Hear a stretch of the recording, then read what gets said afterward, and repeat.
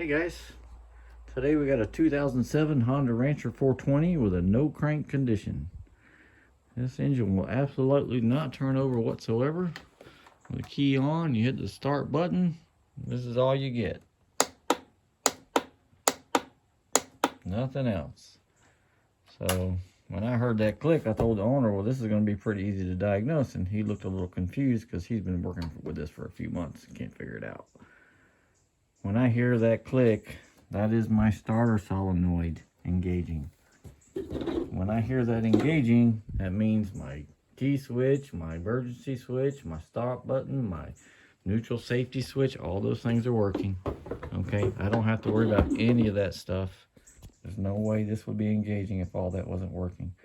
Okay, so basically I'm down to two things this could possibly be.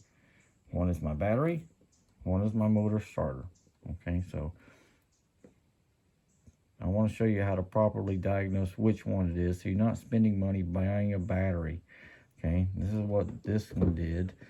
This battery's only a few months old, and let's face it, it's a lot easier to get to that battery than it is to get to that starter. Okay, that's just is what it is. But there's still no sense in wasting $100+ on a new battery these days. And the way we're going to test this is with a load test. Okay, so we know that only that click happens. We're going to turn the key to the on position. See a slight drop in your voltage while the fuel pump is running. And then we're going to hit the start button again. Okay, on this machine, when I did, this voltage dropped to less than 9 volts. Enormous drop in voltage. We shouldn't see anywhere near that. When I get the new starter put in, I'm going to show you how much voltage drop it should be. Now that voltage drop could still be caused by a bad battery. Okay, there's just not enough energy in that battery to drive the starter. That voltage is going to drop as well. So we still have a question: is it a battery or starter? Obviously, I know this is practically brand new AGM battery. Most likely not my problem, but you'll have to decide whether it is or not. You may not have a brand new battery.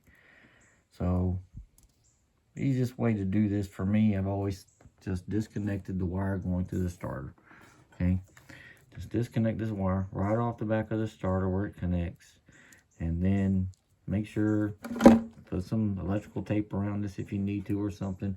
Make sure it doesn't touch anything metal while you're doing this test. Very important. And then hit the start button again. And you should see something more like this now when you do that. Okay. You see a slight drop there. It's going to be a little more when I actually have a starter connected, obviously, but it's never going to drop down to like 9 volts like this one did. Okay. And very simple verification. I got a bad motor starter. I took the starter out. It's completely seized up in the bearings. You can't turn this at all. So when you hit that button, it's trying to turn it. It's drawing ridiculous amounts of energy to try to get that to spin. It's not happening.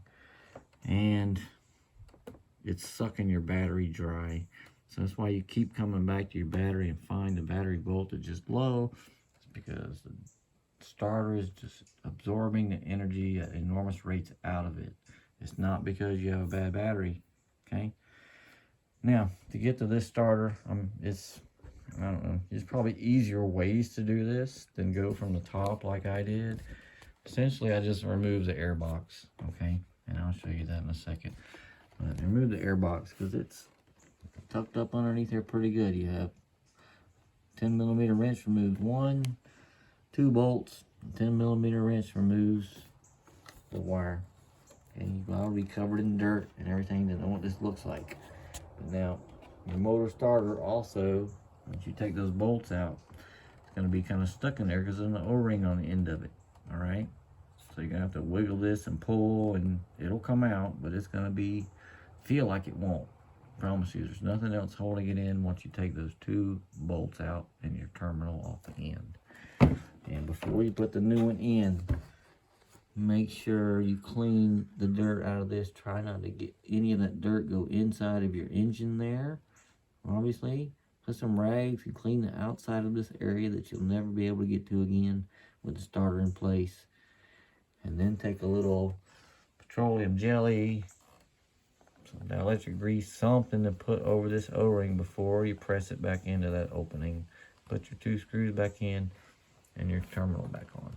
Okay. This air box, man, it's really fairly simple. I don't know, the fiddly part about this is obviously taking the little panels and clips off, and I removed the gas tank cover as well to be able to remove this pipe that connects into that bottom hose. Okay, this is the hardest part of getting this whole thing out, is being able to access this clamp and getting this out of your way so you can pull this back off of the fuel injection. Okay, which looks just like a carburetor with an injector on top and a throttle position sensor next to it. Okay, and you basically have the breather hose that it's connected to down on your engine. You can take it loose at either end.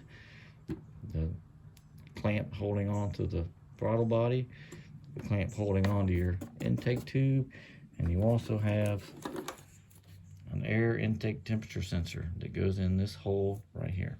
You can either pull this whole thing out, or you can, because I couldn't get this unplugged while it was deep in there. This just slides out of that rubber grommet, or if you can get it unplugged, you can pull this out. Remember that when you unplug this and you turn your engine on, it's going to give you a fault code right here. It'll go away when you plug it back in. All right. Other than that, it's just, you know, wiggly and getting this thing out to be able to get down there and access this thing. It's this corner right here goes underneath this and is held in with a screw. That's basically all that's left holding this in.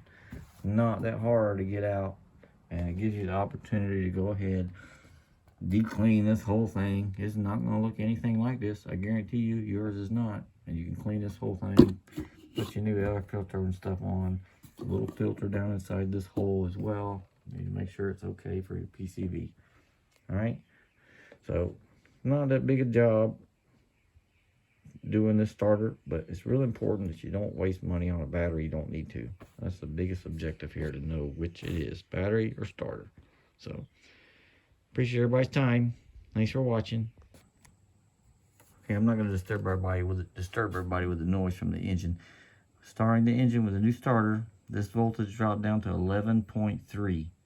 Okay, so a little over 1 volt drop with a good starter. This thing turns over super fast and right away too. So this is what you should see. You get in that 8-9 volt range while you're hitting the starter. Most likely your motor starter is seized up or internally damaged. So hope this helped a few people out deciphering whether it's your battery or your starter. Thanks for watching.